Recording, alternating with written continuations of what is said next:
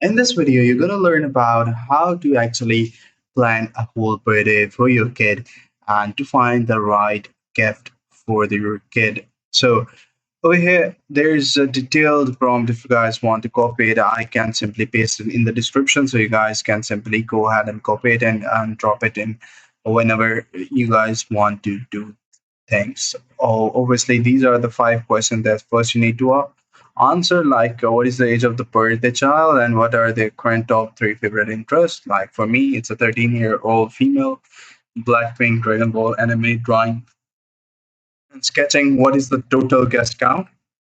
That for me is 20. What's the total budget for the event? For me, it's 30K. Where will the party be hosted at home? What is the target date?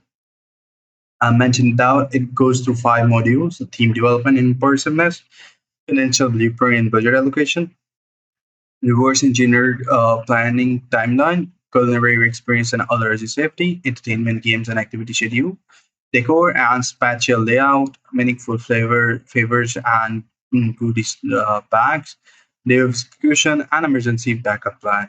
And after that, it gave me a detailed plan about how to do the whole planning of everything.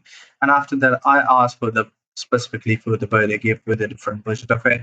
So it gave me like happy students here. Three loves are black playing Dragon Ball Z and so here's how I would think about it: grow by our interest with the range, so you can match whatever your gift budget is. Telling me the number, and I will narrow to the specific viable option.